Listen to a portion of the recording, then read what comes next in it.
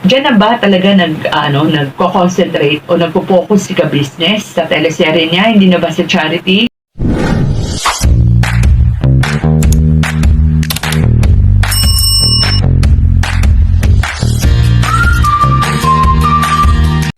Hello mga Momentster! Welcome po kayo sa aking channel, ang Mom Flourish Channel. For today's topic, pag-usapan po natin ang teleserye ni ka-business o ng ka-business, ang Captain Dumbbell Pukaw Na.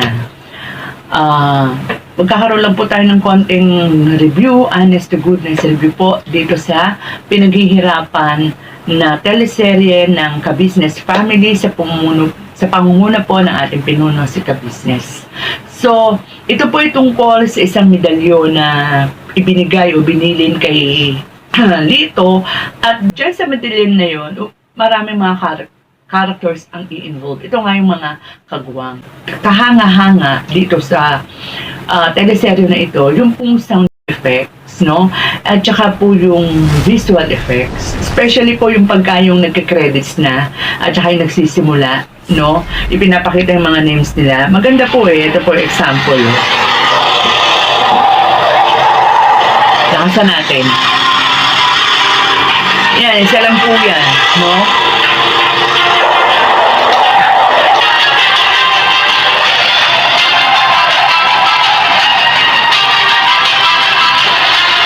Yan.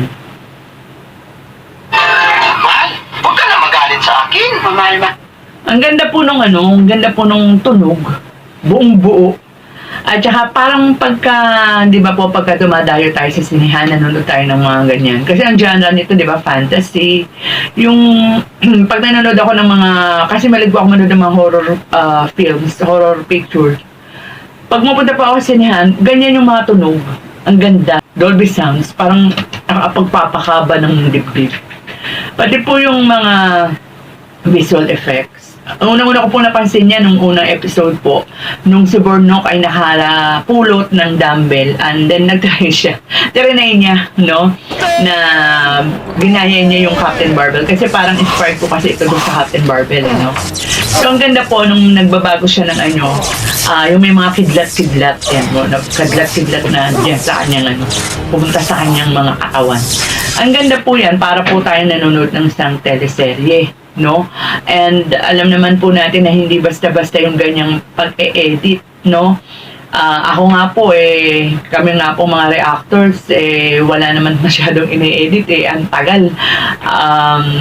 Ilang oras din. Ito pa kaya, talagang ginugulan talaga to ng panahon. Kaya congratulations sa ating Mr. Editor, si Boss Dave. Yan. Pagdating naman po dun sa istorya, tulad na po ng sinabi natin kanina, ako hindi ko lang alam kasi syempre series to, hindi pa naman tapos. Hindi natin alam kung ito ba'y katulad dun sa Captain Barbell o inspired lang yung title. Siguro po, more or less, meron na tayong idea na maaaring ang katapos-tapusan nito is hindi magwawagi ang kasamaan laban sa kabutihan. Pero, ayun po yung hula ko lang po, hindi pa naman po tapos yan at nakita naman po natin mukhang mahaba-haba pa ang tatakbuhin. Exciting po, no? Exciting po yung bawat kabanata o kapanapanabik po ang bawat kabanata. Parang ang hirap hulaan, ano ba, 'di ba? Paano mai-involve yung medalyon doon sa dumbbell, 'di ba? Parang ganoon. Tapos ang nakakatuwa pa nito, tong ating mga kagwangs ni ka-business, alam naman natin na hindi po yan sumalang sa kahit na anong acting workshop. Talagang kumbaga sa mga talent o sa mga artista, ito yung unang sabak nila sa pag-arte, kung di ako nagkakamali, and then walang mga acting workshops, walang mga seminars. Yun lang pong basta bibigyan lang sila ng instruction ni ka-business bago mag-take, di ba? And then yun, impromptu, hindi naman impromptu, ayun, pag sinabing take, umaarte na sila. At syempre, hindi naman perfecto, no? Dahil hindi naman sila mga professional. Pero katanggap-tanggap na po yung acting nila. Especially itong si Intoy, talagang parang ang galing niyang magkontrabida. So, nabanggit nga po ni ka-business na sa pagdidirect niya, hindi siya gumagamit ng script. Alam niyo po yung ganyang hindi gumagamit ng script. okay po talaga yan kung ang mga artista mo ay magaling mag-adlib, madaling po-make-up, madaling kumbaga sa ang mga ka-eksena niya ay kumbaga nagkakaamuyan na kayo, parang may tawag ng chemistry, mas madali yan. Pero alam niyo po ba sa mga artista, sa mga professional po talaga na artista, marami po sa mga magagaling nating artista ang ayaw ang walang script. Kasi may mga director din po na hindi gumagamit ng script doon sa mga movies. Kaya sa mga teleserye. Yung pong mga nababasa ko ng mga magagaling na artista, hindi po sila, ayaw po nila ng walang script. Gusto po nila yung may script talaga. Siguro dahil sa, yun nga, baka mahina ang pick. Hindi mas mahina ang pick. Parang hindi sila madaling mag-adlib, parang mental block sila. Kasi kailangan dyan talaga kapag walang script, mabilis ang mabilis ang pick-up mo di ba? Madalis kang makapagbuo ng dialogue. Yung pag ibinatuhan ka ng ka-eksena mo, dapat meron. So, dyan sa, hindi ko alam kung anong part yun. Yung nag-aaway si Intoy at saka si Nika. Parang siguro dahil sa wala ng script, mayroon silang batuhan, si Intoy tsaka si Nika, mayroon batuhan sila ng linya dyan na hindi nakasagot agad si Nika. No? Hindi ko lang natanda kung anong part yun kung part 4 o part 3 yun. Basta yung may away sila, yung nagwala si Intoy, inano niya yung mga kan. So, dapat yun, may binabato na si Intoy, dapat yun meron ng sinagot si Nika. Parang na mental block siya. So, yun yung disadvantage ng walang script. So, ang kaya nangyayari, paulit-ulit na si Intoy dun sa ilang beses ang binanggit yung ito na lang ba ipapakain sa akin? Parang something like that. Ito na lang ba yung ganito, ganyan. Paulit-ulit yung tungkol sa ito na lang ba ipapakain sa akin? Ito na lang ba ipapakain sa akin? Siguro na mental block si Nika. Yun yung sinasabi nung isang veteranang artista na ayaw niya na walang script. Talaga nakadepende siya sa script kasi gusto niya yung message yung sundan. Kumbaga sa teacher, dapat may lesson plan, may plano. So, depende po yun kasi. Pero as a director, talagang marami na pong gumagamit ng walang script. At isa na nga po dito, si ka-business, no? So, natatandaan ko si Rob din, si Kalingap Rob din. Doon sa kanyang mga teleserye, hindi rin siya gumagamit ng script. Kaya lang, ang pagkakaiba kay Kalingap Rob, yung teleserye niya, as in, ayun talaga sila. Sila talaga yun Unlike itong kay ka-business, meron silang role na pinoportray. So, mas madali kay Rob na magwala ng script kasi, kumbaga, vlog lang yun. Kumbaga, nilalagyan lang nila ng konting palapalabok para mas magmukhang ang tawag dito na iiba at ma-entertain yung kanilang mga manonood. Unlike dito kay ka-business, may istorya talaga. So, mahirap to kapag walang script kasi dapat to may patutunguhan. You know what I mean? Nakuha niyo po yung ibig ko sabihin. But, dun sa mga naging product nitong walang script na ito,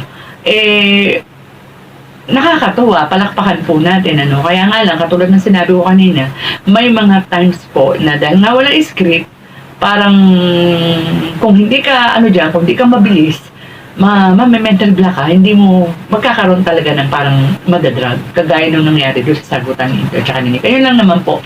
At saka speaking of nadadrag, ito lang po yung napansin ko na parang yung parang hindi naman negative, konti lang naman po.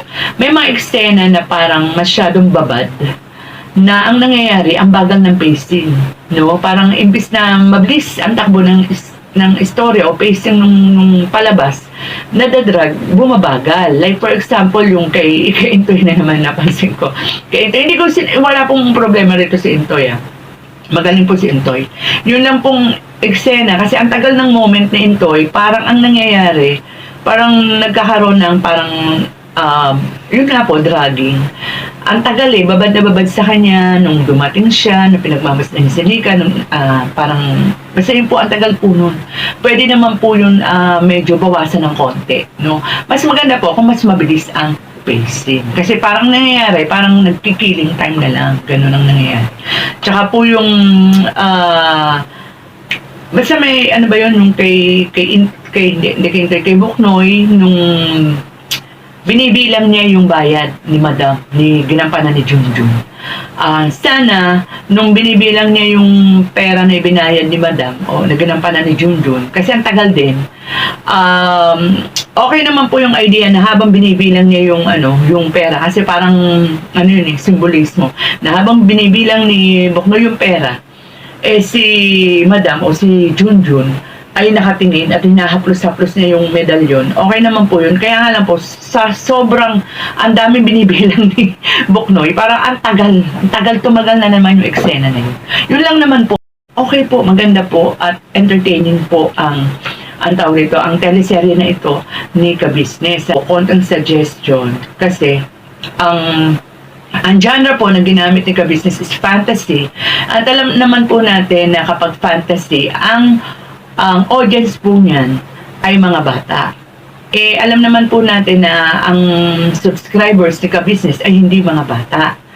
So, I don't know, no? I don't know kung anong, baka meron naman pong nasa isip si Sir Jan.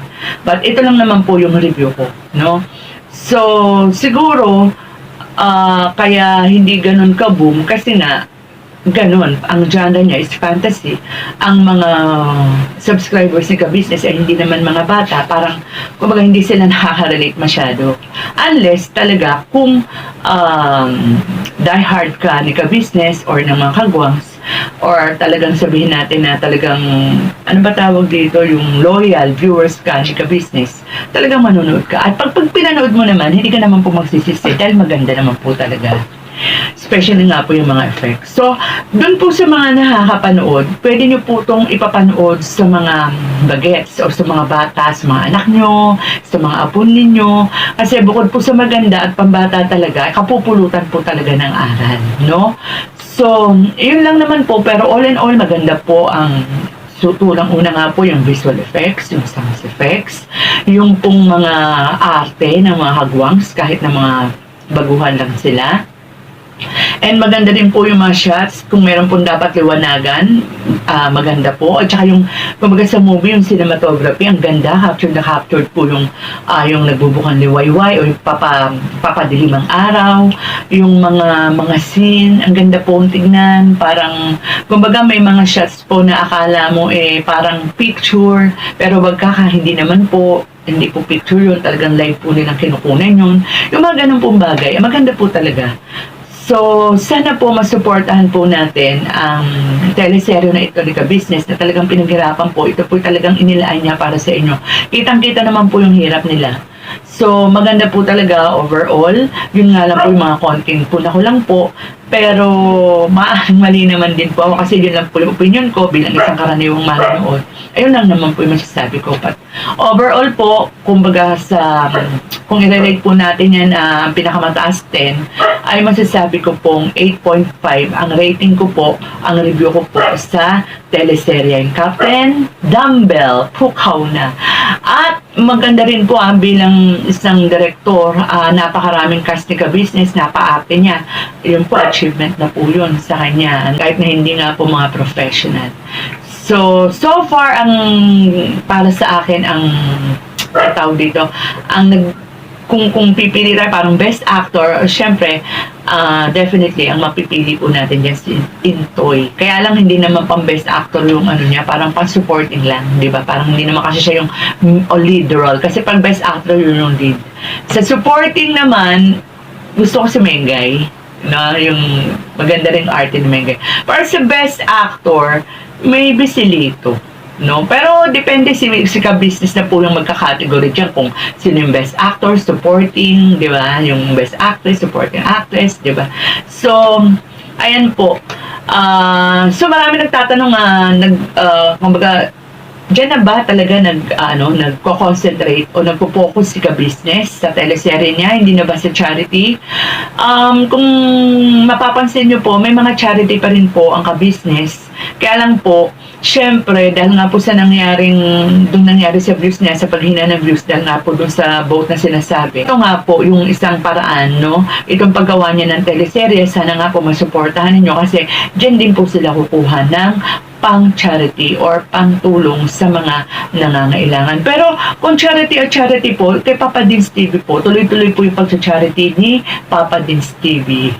So, yun lang po. Sana po patuloy nyo pong suportahan at laging panoorin ang mga projects po na ni Ka-Business at syempre ni Papa Dins TV at good vibes naman po para sa Ka-Business Family. Yun po ang kanilang channel. So, sa lahat po ng bumubuo ng teleserye ni Ka-Business, congratulations po at marami pong salamat sa paghihirap nyo para ma-entertain kaming mga viewers nyo. Ingat po tayong lahat and God bless.